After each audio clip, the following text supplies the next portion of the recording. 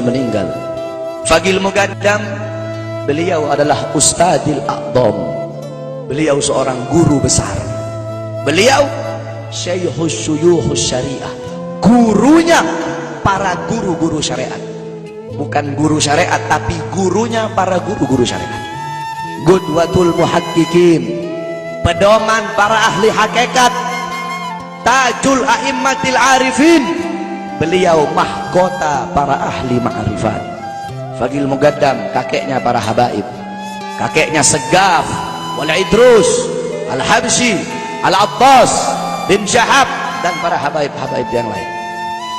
Nah, Fagil Mugaddam dimakamkan di Zanbal. Zanbal itu pemakaman para aulia, pemakamannya orang-orang soleh, pemakaman para habaib. Dulu ada satu orang fasik, orang yang suka berbuat dosa. Ini orang fasik dikuburkan di dekat makam Zanbal. Ini orang fasik dikubur di dekat makamnya orang-orang soleh. Beberapa minggu kemudian ada seorang wali bermimpi. Seorang wali bermimpi bahwasanya orang fasik itu sedang disiksa oleh Allah, sedang diazab, sedang disiksa oleh Munkar dan Nakir. Tulang-tulangnya diremukkan. Tiba-tiba ketika dia sedang dalam penyiksaan, Fagil Mugaddam masuk ke dalam kuburnya orang fasik tersebut. Fagil Mugaddam masuk, dan Fagil Mugaddam bilang, wahai Munkar Nakir, pergilah engkau, jangan kau siksa orang ini.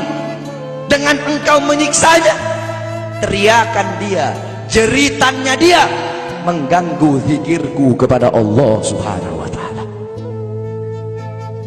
Orang fasik tersebut dapat syafaat hanya karena kuburnya dekat dengan makomnya orang soleh. Maka bagaimana kalau kita di dunia dekat dengan ulama, duduk bersama orang-orang soleh? Dalam sebuah athar, Allah Subhanahu wa ta'ala bertanya kepada Jibril tentang seorang hamba. Wahai Jibril, tanya kepada hamba tersebut, apakah dulu ketika di dunia dia pernah duduk bersama ulama? Ditanya oleh Jibril, tidak pernah, aku tidak pernah duduk bersama ulama. Tanya kepadanya, apakah dia pernah makan bersama ulama? Ditanya, dia bilang tidak pernah makan bersama ulama. Tanya kepadanya, apakah garis keturunannya ada yang bersambung kepada ulama? Ditanya, ternyata tidak ada. Apakah dia cinta ulama, kenal ulama? Tidak. Kata Allah, masukkan orang ini ke surga. Jibril berkata, kenapa kau masukkan ke surga? Dia nggak pernah duduk bersama ulama, tidak pernah makan bersama ulama, orang alim bukan.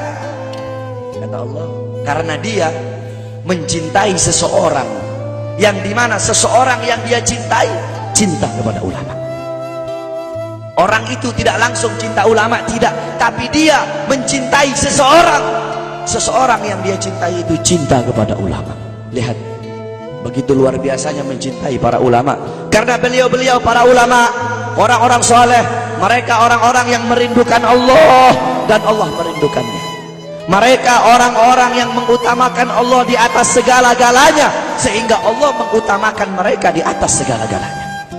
Mereka para ulama, orang-orang soleh, orang-orang yang banyak menangis karena takut kepada Allah. Dengan sebab-sebab mereka, dengan keberadaan beliau-beliau, hujan masih turun dari langit. Dengan sebab beliau-beliau, orang-orang yang takut, yang banyak menangis, karena beliau-beliau, bumi masih menumbuhkan tumbuh-tumbuhan untuk kita. Andaikan tidak ada beliau-beliau, tidak ada para ulama, tidak ada orang-orang soleh, tidak ada para aslafun soleh, tidak ada para solihin, tidak ada para waliullah, tidak ada orang-orang yang takut kepada Allah, langit tidak mau menurunkan hujan untuk kita, saudara-saudara.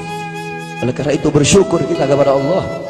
Allah kumpulkan kita bersama para ulama, Allah kumpulkan kita bersama orang-orang soleh. Ini kemuliaan yang Allah berikan kepada kita sebagai umat Nabi Muhammad.